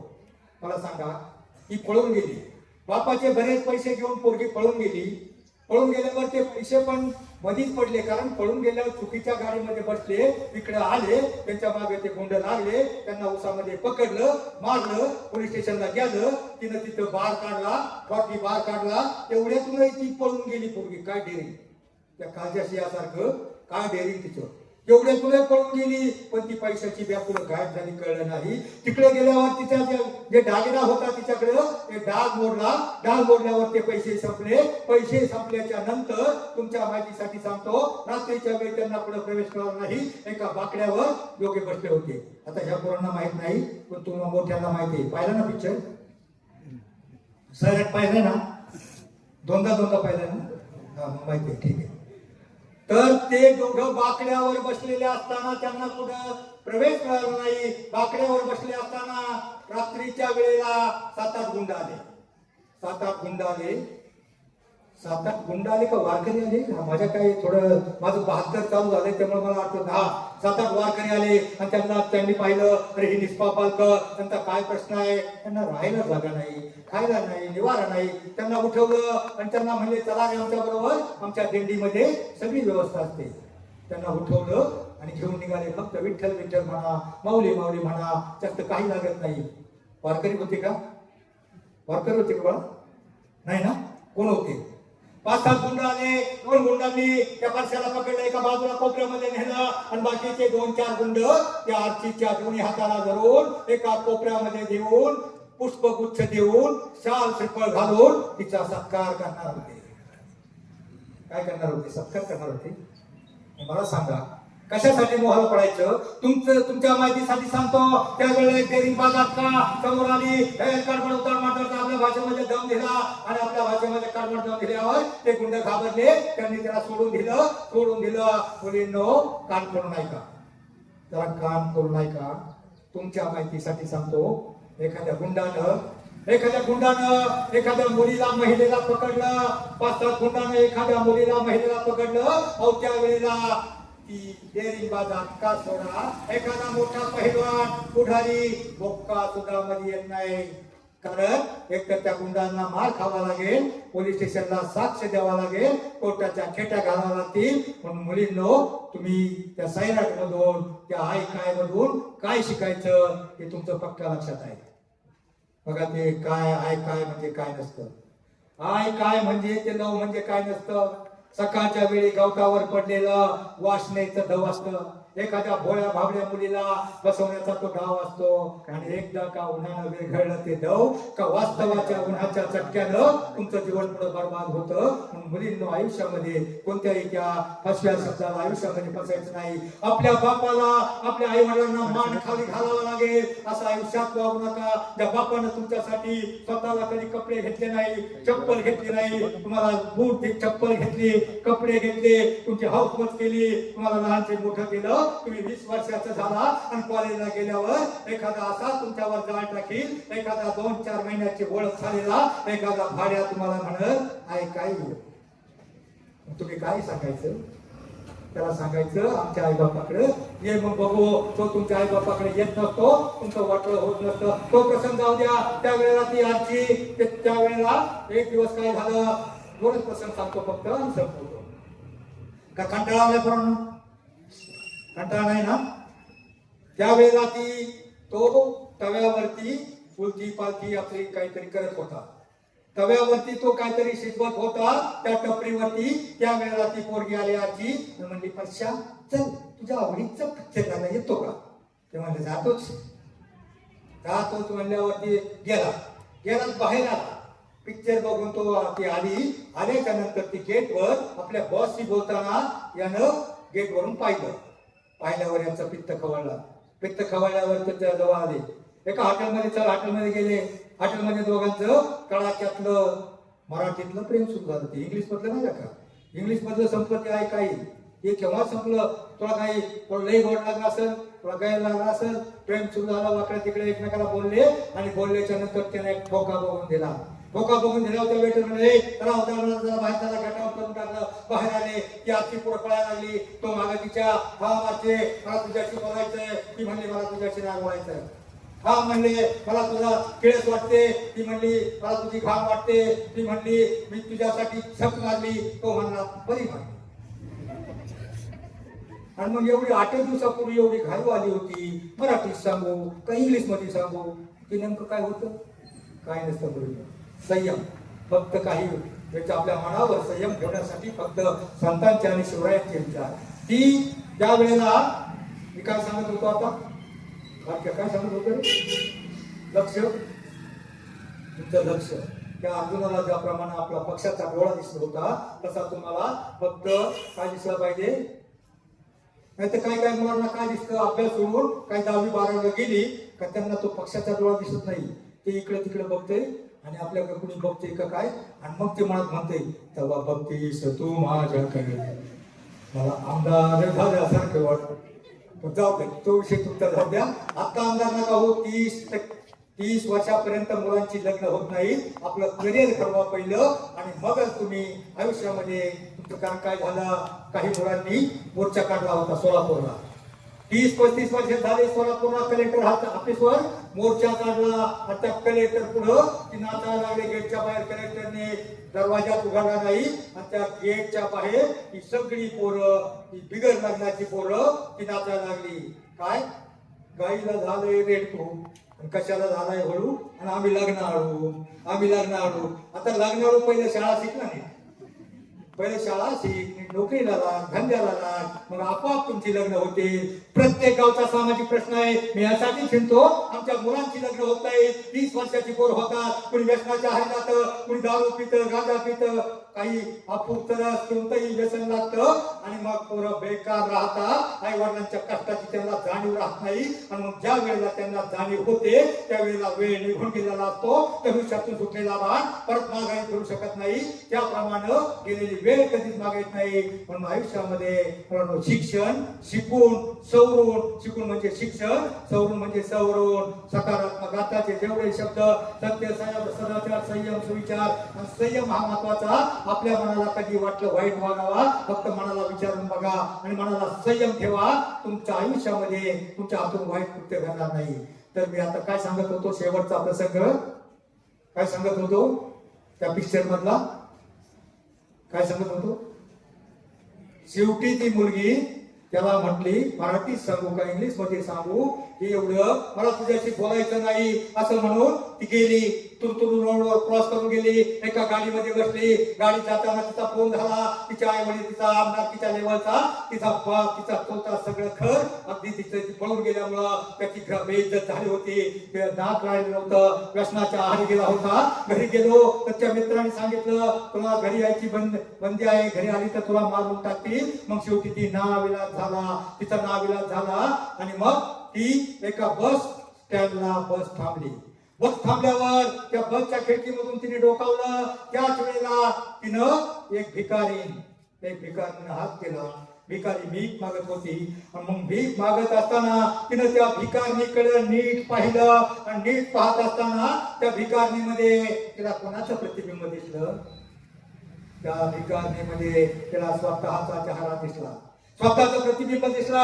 अरे या भिकारी बरोबर तरी तिचा भिकारी नवरा आहे, तिचा म्हातारा नवरा आहे तिच्या संरक्षणासाठी. पण मला एकटीला, एका जवान तरुण मुलीला त्या लांडग्याच्या जगामध्ये कसं जगता येईल याचं भान तिला ते भिकारी पाहून झालं. ती खाली उतरली, दुसरी गाडी पकडली, परत मागे आली. तोपर्यंत तो परश्या फाशी घ्यायचा लटकला होता, तिच्या नावानं गळे काढत होता. आणि मग तीही पळत सुटली आणि तिने दरवाजा उघडला. तिने जसा दरवाजा उघडला त्यानं पाहिलं, दोघांना एकमेकाकडे पाहिलं आणि दोघे एकमेका धावत आले आणि एकमेकाला मिठी मारली. ते मराठीतलं प्रेम. मग थोडीचं काम महात्मा गांधी, त्यानंतर ते मराठीतलं प्रेम, ते इंग्लिश मधलं प्रेम काही सुरू नसतं. तर मला सांगायचं तात्पर्य तुम्हाला मुलींना फसवण्यासाठी, कारण मुलींना बघा, चारित्र्य हाच मुलीचा दागिना असतो आणि सामर्थ्य हेच मुलाचं वैभव असतं. त्यामुळं मुलींना आपल्या हातून अशी चूक होणार नाही याची काळजी घ्या. दारू, गांजा, आपो हे तुमच्यातलं मला माहितीये. आज या मुलातलं एकही व्यसन करत नाही, एकही तंबाखू खात नाही, एकही मुलगा व्यसन करत नाही. कारण ही खेडेगावची संस्कृती आहे. ज्या गावामध्ये सप्ताह होतो त्या गावातली मुलं असं करू शकत नाही. आणि कुणी करत असलं तर माझी तुम्हाला हात जोडून विनंती आहे, कुणी गुटखा वगैरे खात असलं तर सोडून द्या. तुम्हाला माहित आहे, तुमच्या माहितीसाठी सांगतो, तंबाखूमुळं महाराष्ट्राचा माजी मुख्यमंत्री आर.आर. आबा पाटील, ऐकले का नाव? तंबाखूमुळं कर्करोग होऊन मेला. ते जाऊ द्या, दिल्लीच्या तख्ताला थळ देऊ शकणारा एकमेव नेता, महाराष्ट्राचा माजी मुख्यमंत्री, ज्यांनी अण्णा हजारेचं आंदोलन थांबवलं, तो मुख्यमंत्री म्हणजे काय नाव त्याचं? महाराष्ट्राचा माजी मुख्यमंत्री. लिव्हर खराब झालं. लिव्हर का खराब झालं तर राजकारणामध्ये असे पुढारी भेटतात, त्याला पार्ट्या करो आणि मग तिथं वाईट दारू, मटण खाऊन घेऊन, ते तेलकट खाऊन वगैरे त्यांचं लिव्हर खराब झालं. त्यांना लिव्हर उपलब्ध करण्यासाठी करोडो रुपये खर्च केले, अनेक 7-8 लिव्हर आणले, परंतु ते लिव्हर टॅली होत नव्हतं. शेकडे बाहेरच्या देशामधून 2 लिव्हर आणले, एक बसवलं, परंतु त्यांच्या दुर्दैवानं रक्तगट टॅली झाला नाही आणि मग त्यांचा मृत्यू झाला. ते महाराष्ट्राचे माजी मुख्यमंत्री विलासराव देशमुख, सगळ्यात ब्रिलियंट हुशार माणूस, त्याचा मृत्यू झाला. त्यांच्या माहितीला सर 50 हेलिकॉप्टर, लाखो गाड्या, हजारो शेकडो लाखो पब्लिक होतं, पण त्यांना जगवण्यासाठी एकही मायेचा पोत उपलब्ध होऊ, त्यांचा निभर उपलब्ध करून देऊ शकला नाही. एवढा या देहातला एक अवयव किमती असतो आणि हा देह आपल्याला त्या देवानं दिलाय. आणि तो कशासाठी दिलाय? फक्त त्या देवाचं स्मरण करण्यासाठी देवी दिला देह. भजना घोमटा त्या देहातला एक अवयवाची किंमत होऊ शकत नाही. म्हातारपणामध्ये एखाद्याच्या दवाखान्यात ऑपरेशन करायचं म्हटलं तर लाखो रुपये खर्च होतात, जमीन विकावी लागते. एवढा किमती देह आपल्याला दिलाय आणि मग हा किमती देह आपण व्यसनामध्ये रोग जळून घेतला तर आयुष्यामध्ये आपल्याला सुखानं जगता येणार नाही. ते जाऊ द्या. महाराष्ट्राचा जाणता राजा, ज्याला जाणता राजा म्हणतात, तो मोदीला टक्कर देऊ शकत होता, जो मोदीला टक्कर देऊ शकत होता. त्याची बॉडी चांगली होती, त्याची भाषा चांगली होती, त्याचं भाषण चांगलं होतं, त्याचं कर्तृत्व चांगलं होतं. ते आमच्या जाणत्या राजाला सुद्धा कळलं नाही. आणि त्या माणिकच्या नादानं आपलं तोंड खराब होतं, ऑपरेशन करावं लागतं आणि मग आपल्याला त्या मोदीच्या लेवलनं बोलता येत नाही, आपलं बोलणं समाजावर बिंबत नाही. त्यामुळं त्या मोदीचा जोर होतो आणि जाणता राजा आपल्या महाराष्ट्राचं एवढं नुकसान होतं. फक्त तो तंबाखू गुटखा, प्रत्येक सिगारेट वळलेलं होतं. Cigarette smoking is dangerous to health. Cigarette ओढणं आरोग्याला अपायकारक आहे, प्रत्येक पुढे वळलेलं होतं. तरीही आमचे वारकरी बरेच वारीत जात असत, आमच्या खालचा आम्ही झाकून ठेवू शकत नाही. अनेक आमचे महाराज लोक कीर्तना सांगतात, काहीतरी सोडून या, तंबाखू सोडून या. तरी बरेचसे 90% वारकरी सोडत नाही. मग काय घ्यायचं? एकच वेळा द्यायला शेवटचा मुद्दा सांगतो. संतांचे विचार फक्त तुम्हाला देव बनण्यासाठी एकच मार्ग आहे, भजन कीर्तन हरिपाठ. हरिपाठाला आयुष्यात आठवड्यातला रविवारच्या सुट्टीतला 1 तास, फक्त 168 तासापैकी 1 तास हरिपाठाला जा. 2 अभंग फक्त डोक्यामध्ये घ्या. 38 नंबरचा अभंग आहे, अवघाची संसार सुखाचा करीनं, जगाचा संसार सुखाचा करायचा आहे. हा अर्थ नका डोक्यात घेऊ, स्वतःचा संसार सुखाचा करायचा आहे, एवढा अभंग डोक्यात घ्या. दुसरा एक अभंग डोक्यात घ्या, सावता महाराजांचा अभंग, कांदा मुळा भाजी. सावता महाराज कधी पंढरपूरला गेले नाही, शेतामध्ये कांदा मुळा पिकवायचे, त्याच्यात देव बघायचे. म्हणजे सावता महाराजांनी आपला देव आपल्या कामामध्ये पाहिला. कसा तुमचा देव सध्या कशामध्ये आहे? डीजे मध्ये, अभ्यासामध्ये. म्हणजे 2 अभंग आयुष्यात पाठ करा. अभंग या शब्दाचा अर्थ असा आहे, तुमचं जीवन कधी भंग होणार नाही. 35 लाख वारकरी त्या वर्षी होते पंढरपूरला. पेपरला रोज बातमी येते, 3 वर्षांपूर्वी अत्याचार झाला 60 वर्षाच्या महिलेवर. तुम्ही असं एखादं उदाहरण ऐकलंय का? 35 लाखातल्या एखाद्या वारकऱ्यानं एखाद्या महिलेचा विनयभंग केलाय, अशी एखादी बातमी वाचली का? का तर ते एवढं अध्यात्माचं संतांचं सामर्थ्य असतं, माऊलीचं विठोबाचं सामर्थ्य असतं. एकच अवतार असा आहे, अनेक अवतार झाले. मच्छ कच्छ वरान राम परशुराम, सगळ्याच्या हातामध्ये शस्त्र होतं. कुणाच्या हातामध्ये सुदर्शन चक्र होतं, कुणाच्या हातामध्ये खड्ग होतं, कुणाच्या हातामध्ये गदा होती. परंतु एकच अवतार आमच्या विठ्ठलाचा असा आहे, त्याच्या हातामध्ये काहीच नाही, कमरेवर हात ठेवून उपाय. आणि तो फक्त एकच म्हणतो, का चांगलं वागा, अभंग करा. तो बघतोय बाकीचे अवतार झाले राक्षसांना मारण्यासाठी, परंतु या कलियुगामध्ये एवढे राक्षस मारले, गावोगावी एवढे राक्षस झाले. कुणाला मारणार तर मारण्याच्या ऐवजी सगळ्यांना तारण्यासाठी अध्यात्म, परमार्थ, संस्कार, अभंग, संतांचे विचार हे तुम्हाला व्यसनापासून जायचं असेल तर तुम्हाला फक्त हरिपाठाला जा, अभंग आहे म्हणा, 1-2 अभंगाचं आचरण करा. एवढंच तुम्हाला सांगतो. आमचा 16 पाण्यासाठी बस वेळ झाला, मला माहिती वेळ झाला नसेल, कंटाळा आलाय का? नाही. आमची पंढरपूरची वारी, शेवटचा मुद्दा सांगतो. आमची पंढरपूरची वारी पाहण्यासाठी जगातली लोक येतात, बाहेरच्या देशामधून दिंडी निघाली आहे. एवढं आमची भारतीय संस्कृती, स्वामी विवेकानंदांना आमची संस्कृती सांगायला काय होतं सांगण्यासारखं. बाहेरच्या देशातले शिकागोला सांगितलं, आमच्या वाफेचा हिंदी निघाला, ही सुधारणा झाली, याव झालं त्याव झालं. पण त्या वेळेला स्वामी विवेकानंदांनी पाहिलं होतं त्यांच्या देशात काल वट सावित्री, आज वट सावित्री ना, आमच्या महिला वडाला 7 फेऱ्या घालतात. हाच पती 7 जन्मला होऊ दे, पण तिकडच्या देशामध्ये एका 7 महिन्यामध्ये त्यांचं जोडपट टिकत नाही. म्हणजे त्यांची कुटुंब व्यवस्था एवढी विस्कळीत झाली आहे का ते एकदा 10-12 वर्षाचं मुलगा झालं आश्रमामध्ये टाकतात, ठीक नाही तर काही कर, त्यांचा तपास करत नाही.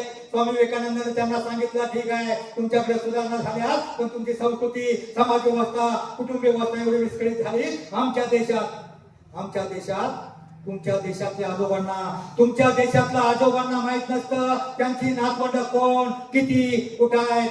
पण आमच्या देशात नातवाच्या अंगावर ओखडलं तर आजीचं काळी चिरतं, नातीबाईच्या पायाला ठेचाळलं, आजोबाच्या छातीत ठस होतं. मला विचार नातवंड जावीपर्यंत इतकी सर्वदय आमची भारतीय संस्कृती आहे.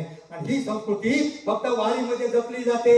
तिथं कुणाला पाय लागला तरी पाया पडलं जातं मोठ्या लहानाच्या. आणि आसोळापणासाठी पाचच्या देशातले मॅडम, गोरी लोक हाफ चड्डी हाफ पॅन्ट सगळे तिथे येतात. आमचा सोहळा पाहत असतात. वाखेपासून पंढरपूरपर्यंत लाखोंची लाईन लागली असते. मध्ये डिव्हायडर आमच्या म्हाताऱ्या बाया उभी असतात आणि त्यांच्या मागून ती बुटकी गोऱ्या कपड्यातली हाफ चड्डीवाली अगदी माग डोकवते. तिला नवल वाटतं, अरे ही फाटक्या कपड्यातली माणसं, अरे ही मणक्या कपड्यातली माणसं, कसला आनंद एवढा मिळतोय, कसली आनंदाने नाचतात. कुणी माऊली माऊली म्हणतंय, कुणी ज्ञानोबा तुकाराम म्हणतंय, कुणी फुगडी घेतंय, कुणी मनोरा रचतंय. कशाने एवढा आनंद मिळतो, हव्यापी त्यांना नवल वाटतं. आणि ते आपल्या आजीच्या मागून डोकावून ते आपल्या याराला जोडीदाराला म्हणते, how how wonderful, how wonderful.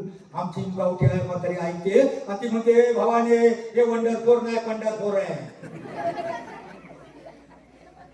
आमच्या संतांचा महिमा एवढा अगाध आहे. बाहेरच्या देशाला आमची संस्कृती का, तर आमच्या लेखीबाळी, आमचं चारित्र्य, आमची कुटुंब व्यवस्था, आमची समाज व्यवस्था सुरक्षित राहायची असेल तर दोनच उपाय आहेत. एक संतांचे विचार आणि शिवरायांचे विचार.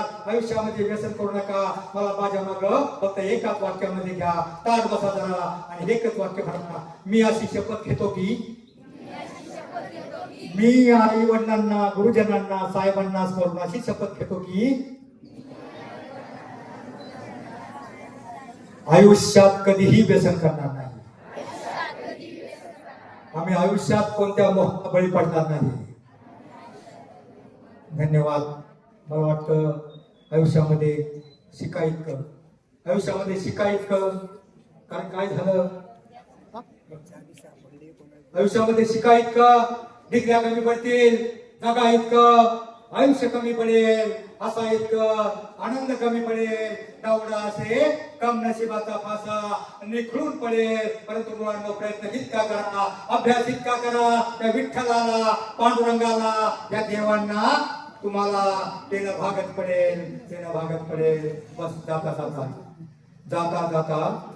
जाता सूर्यानं प्रतिप्रश्न केला, माझ्यानंतर या जगाला कोण प्रकाश देईल. त्यावेळी चंद्र शरमला, मोठमोठे तारे नरमले. एक पंथी समोर येऊन म्हणाली, प्रभो माझ्या परीनं मी नक्की प्रयत्न करेल. त्याच वेळेला माझ्यासारख्या एका काजव्याने ठरवलं, माझ्यासारख्या एका ध्येयवादी पत्रकाराने ठरवलं, कुठंतरी काना कोपऱ्यात जाऊन लुकलुकेल अज्ञानाच्या अंधाराला प्रकाशाचं अस्तित्व दाखवूनच थांबेन, दाखवूनच सरेन. जय हिंद, जय महाराष्ट्र.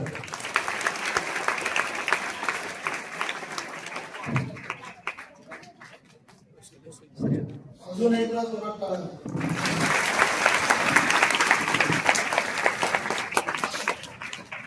अतिशय मधुर अशा वाणीने सरांनी आपल्या सर्वांना मंत्रमुग्ध केलेला आहे. जो संदेश आपल्याला या ठिकाणी मिळणं अपेक्षित होता तो व्यसनमुक्तीचा संदेश, अंमली पदार्थांपासून दूर राहा, त्याचबरोबर आपल्यावरती कुठले संस्कार झाले पाहिजे जेणेकरून आपण या सर्वातून बाजूला राहू, या सगळ्या गोष्टींचा उहापोह सरांनी या ठिकाणी केला. आपण सगळ्यांच्या वतीने त्या ठिकाणी सरांचा पुन्हा एकदा आभार मानूया, धन्यवाद देऊया. एकदा पुन्हा एकदा करा. तिथे काही मुलं आपण जो व्हाईटनर आहे तो व्हाईटनर ज्यासाठी वापरतो त्याचं व्यसन करताना त्या ठिकाणी सापडलेले आहे. आणि गेल्या वर्षीचा किस्सा आहे की नारायणगावचं रापा सबनीस कॉलेज जे आहे त्या ठिकाणी सुद्धा आपल्याला काही मुलं त्या ठिकाणी स्मोकिंग करताना त्या ठिकाणी आढळलेली आहेत. आणि ही सगळी तुमच्या वयाची 8वी 9वी 10वी 11वी 12वी यातील मुलं आहेत. त्यामुळे संस्काराची बाजू झाली, आता कायद्याची बाजू आपल्याला समजणं अपेक्षित आहे.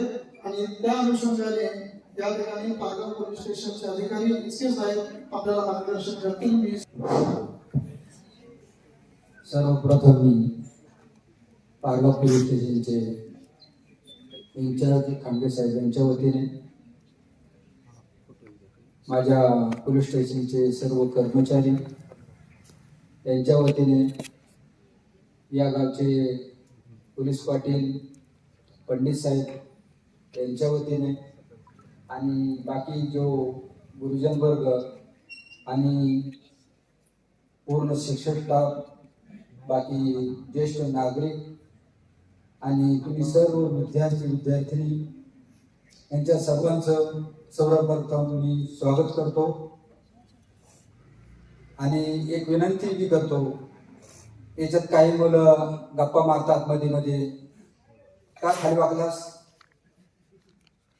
सर्वांनी नीट शांततेने आणि स्टडी राहायचं आहे. बिटगुले साहेब यांनी खूप छान तुम्हाला संतांच्या वाणी प्रमाणे आणि दुसरं काय करायचं आणि काय नाही करायचं हे त्यांच्या वाणीतून तुम्हाला ऐकवलं गेलेलं आहे. आणि त्या पद्धतीने तुम्ही त्याच्यावर काय म्हणतात शब्द. दुसरी गोष्ट, आज तुम्ही जे व्यसनमुक्ती या संदर्भात जे तुम्ही गावाला दाखवलंय, प्रभात फेरी काढली ना, मोठ्याने बोलायचंय, काढली का?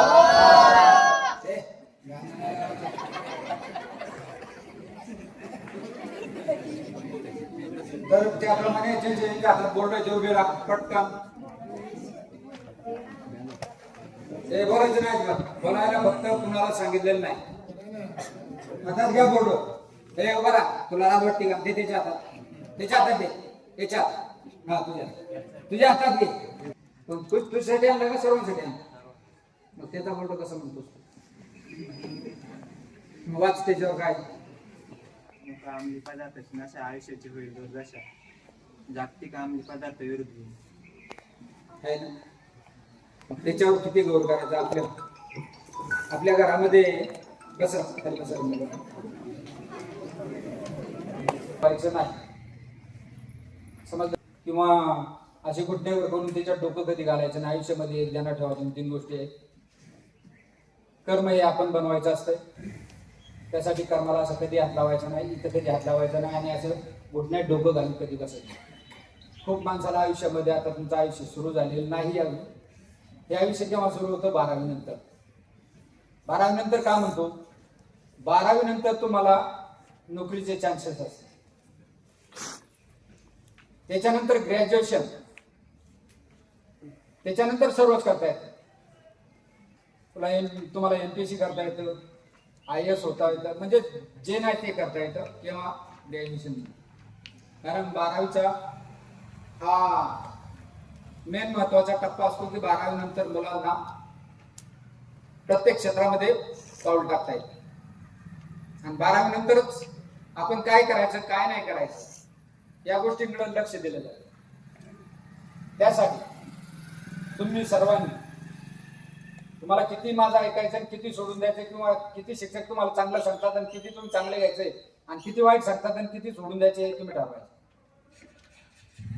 त्याच्यात म्हणतात ना, नळी फुंकली सोनारे तुम्ही तिकडे गेले वारे, त्याप्रमाणे आम्ही कधी असं काही चुकीचं किंवा काही जे नाही ते सांगणार नाही. आता हे अंमली पदार्थ आहे. अंमली पदार्थामधून क्राईम जो घडत असतो याच याच्यापासून घडत असतो. हे सर्वांनी लक्षात ठेवायचं. कारण आपल्या घरामध्ये किती सभासद आहेत? समजा 5 असतील. पूर्वीच्या काळासारखे 35-40 माणसं असं एका कुटुंबामध्ये आता सध्या चुकून पाहायला मिळतात. चुकून म्हणजे बोटावर मोजण्या इतकी कुटुंब आहे. एखाद्या गावामध्ये किंवा 10 गाव मिळून एखादं कुटुंब असेल की त्या गावामध्ये 35 ते 40 माणसं एकत्रित कुटुंब पद्धतीने राहत आहेत. पण आजकालचा समाज तसा नाही. अंगठीवाला पोरगा नाकाला हात लावतो, सासू नको. दारू पित असतील किंवा चुलता पित असेल किंवा आजोबा पित असतील, ठीक आहे, दारू केव्हा पिली पाहिजे? दारू प्रत्येक क्षेत्रातील माणूस पितो, हे मी छाती ठोकपणे सांगतो. कारण सर्व क्षेत्रातील लोकांशी आमचा संबंध आलेला आहे. हे म्हणत नाही पोलीस खात्यात दारू पितात, पोलीस खात्यात दारू पितात, पण केव्हा वेळ टाइम ठरलेला असतो. आलं का लक्षात? मी पेत नाही, पण मी सांगतो तुम्हाला. आलं का लक्षात? नाही तुम्ही साहेब, वेळ टाइम ठरलेला असतो, आणि ज्याला वेळ टाइम ठरलेला असतो तो व्यक्ती कधीही चुकून समाजामध्ये आपलं कॅरियर किंवा आपली इज्जत, आपली प्रतिष्ठा हा कधी गमावू शकत नाही. ऐकताय का? बाहेर बघताय, कंटाळा आलाय असते, त्यांना थोडीशी ज्यावेळी कंटाळा येतो त्यावेळी थोडीशी मदत करायला मदत करा. बाकी तुम्ही दुसरं कोणत्याही गोष्टीकडे लक्ष देतो. बस तो गोटे खेळायला जातो, तो विटी दांडू खेळायला जातो, तो क्रिकेट खेळायला जातो. हा, तुमच्यात तेवढी धमक वगैरे असेल, तुम्ही ते क्रिकेट बी खेळा. क्रिकेटमध्ये तर तुम्ही life time, long life time नाही, कमी वेळात कमी आयुष्यामध्ये तुम्ही करोडोपती बनू शकता. आलं का लक्षात? पण तेवढे टॅलेंट वैभव सूर्यवंशी सारखं तुमच्याकडे पाहिजे. नाही ते खेळतोय क्रिकेट येतोय घरी तसं मग अभ्यासावर सगळे. कारण कसे भविष्यातले तुम्ही कोणीतरी पुढारी, कोणीतरी पोलीस अधिकारी, कोणीतरी कलेक्टर कोणी कोणाचं सांगू शकत नाही. मी सांगितलं ना, कर्म येईल आपण बनवायचं असं, नाही तर कर्माने झाले हे नाही. हा देवाची साथ लागते. किती? 5%. 95% तुमचे प्रयत्न पाहिजे, 5% देवाची पाहिजे. हे मी छाती ठोकपणाने सांगतो. यावर खूप शिका, चांगलं आहे. आणि ज्याला शिकायचं नाही किंवा अजून काही दुसऱ्या गोष्टीत जायचंय, त्यांनी ह्या माझ्या बोलण्याकडे फार अजिबातही लक्ष दिलं नाही. आज तुमच्या लेवलच्या मुली सगळीकडं 50% आरक्षण किंवा हसू नका, आणि 50% हे सर्व झाल्यामुळे जेव्हा तुम्हाला काहीतरी आपलं आयुष्य चांगलं जगता येईल या दृष्टीने बघा. प्रत्येक आयुष्याच्या प्रत्येक स्त्री जातीला जो 50 ते 70-75% लेडीज लोकांना त्रास होतो. कोणाचा होतो? बालपणापासून आपले वरिष्ठ भाऊ असेल, आई असेल, वडील असेल, कॉलेजला जाताना कोण काय कोण हावभाव करणार, कोण उगाच भाव काढायला त्याचा भाग करणार, काहीतरी उगाच वाकडं तोंड करणार, काही उगाच तोंडाने हे करणार. म्हणजे हे सर्व हे नाही. मला काही सर्व कशाला सांगायची आवश्यकता नाही तुम्हाला, पण तुमच्या आयुष्यासाठी सांगतो की 9वी-10वीच्या पुढं ग्रॅज्युएशन होईपर्यंत ह्या गोष्टी घडतील जीवनात. म्हणजे म्हणजे बाहेरच्या लोकांचा त्रास. त्याच्यानंतर पुढील जीवनामध्ये ज्यावेळी तुमच्याकडे मॅच्युरिटी येईल, ज्यावेळी ग्रॅज्युएशन होईल, त्यावेळी कुठेतरी तुम्हाला चांगलं व्हायला किंवा समोरच्याला कसं बोलल्यानंतर तो कसा शांत राहील याच्याकडे तुम्ही जास्त लक्ष द्या. पण हे 9वी ते 12वी पर्यंतच्या मुलींनी, 9वी ते 12वी पर्यंतच्या मुलींनी हे 11वी लागली आणि पोरगं ताशा वाजवला. काय वाजवते? ताशा. आणि त्यांची ओळख कधी कोणत्या तरी आता देवीला मुलाखत झाली. मुलाखतीमधून तिने 11वीचं मला वाटतं काहीतरी 89 काहीतरी टक्के मार्क आहेत त्या मुलीला, 10वीला. ती म्हटली मला शाळेतच जायचं नाही. मी रात्री 10 वाजता तिला बोलून घेतली होती तिच्या घरच्यांना म्हणजे तिला आई वडील नाही, ते आजोबा मुलं राहते, तिला स्कूटी आहे, तिला मोबाईल आहे, पुढं बघा आवडतच नाही. वाईट गोष्टी पटकन जातो असं न चष्म्यावर दुर्लक्षच करत राहता. मी काय सांगतोय हे तुमचं लक्ष नाही. मी त्या मुलीबद्दल सांगतोय. 10वीचं कॅरेक्टर तिने बरबाद केलं. 89% सायन्सला ऍडमिशन. एक डॉक्टर आणि तिला आई वडील नाही म्हणून एक डॉक्टर आणि एक शिक्षक. ही कहाणी तुम्हाला थोडीफार माहिती आहे. ती मुलगी पप्पा म्हणून आणि ते करत असताना ते म्हटले आज मी आम्हाला झुरो केली. पायावर दगड कोणाच्या पडला? अरे कोणाच्या पडला? अरे बोला की. बघून होतो 10:30 वाजेपर्यंत आणि तिथपासून मी शाळेत मार खात होतो. 2-3 छड्या मिळणार. आमच्या टायमाला तर मास्तर मारत होते. आता काहीच नाही झाला ना. मी त्या आमच्या चुलत्यांचं इतकं म्हणजे भरभरून गुण गातो हेच काही हेच नाही. वाईट किती आपल्या आयुष्याचा विचार करतात, आई बापू आपली शेती करून हे काम करत असतात, तुम्हाला सांगतात. पण समाजातून तुम्हाला वर जर निघायचं असेल किंवा चांगलं जर जगायचं असेल तर तुम्ही अशा पद्धतीने करा. मी स्वतः सांगतो की मी 21 वर्ष आर्मीची सर्व्हिस. किती वर्ष? आर्मी म्हणजे काय नॉर्मल नाही. ज्यावेळी पाहायचं होतं ना त्यावेळी आपल्या आईचं दूध आपल्याला आठवून येतं की आपण कोणतं पाप केलं. पाठीवर 25 किलो बोजा, वरून 7 किलोची रायफल, ती बोकांडी घेऊन पुन्हा कुणी जाळून ती झाडीतून कुणीतरी उडी मारते का, हे लक्ष हे सर्व डोक्यापुढे ठेवून चालायचं असं. आणि सर्व्हिस करायची म्हणजे तिथे झोपायला जायचा अशातला भाग नव्हे. तुमच्या गावात असतील नसतील मला माहित नाही, पण कोणी फौजी सांगू शकत नाही का मी जाताना वापस येईलच. No guarantee. अलग लक्षात 11ला मी घरची जाऊ. इकडे माझी 17 साल सर्व्हिस संपत आहे.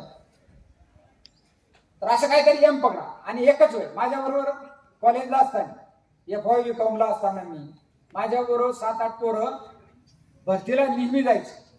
मी जात नव्हतो, पण मी 4 वाजता प्रॅक्टिस सुरू करायचा. सकाळी 6 वाजेपर्यंत 7 वाजता मी कॉलेजला जायचो. पण मी सांगत नाही माझी बी पोझिशन की मी असा होतो भरतीला माझं 65 किलो वजन होतं. किती खाकर आया भाई, मैं बोला कुछ नहीं खाता हूं.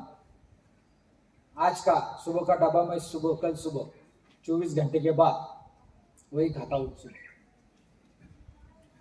म्हणजे आजचा डबा सकाळी, दुपारी आणि संध्याकाळी आणि परत उद्या सकाळी. कारण डबा यायचा 9 वाजता. त्याला आमच्या का तुमची तब्येत का नाही सुधारत बघा. पण खाऊन नुसतं झोपू नका लगेच जाऊन खाटावर करा काहीतरी. आपले आपण फिजिकली राहू शकता. त्यांचा जेवायचा टायमिंग झाला. सर्वांनी प्रतिज्ञा करतो की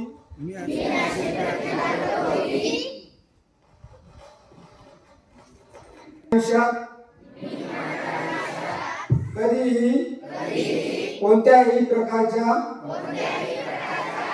अंमली पदार्थांचे किंवा अंमली द्रव्यांचे सेवन करणार नाही. मी माझ्या कुटुंबाला, मित्रांना आणि परिचितांना अंमली पदार्थांच्या घातक दुष्परिणामांची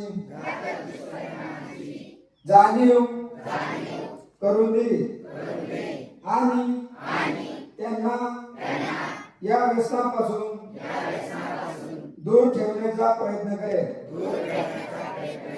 मी एका निरोगी आणि अंमली पदार्थ मुक्त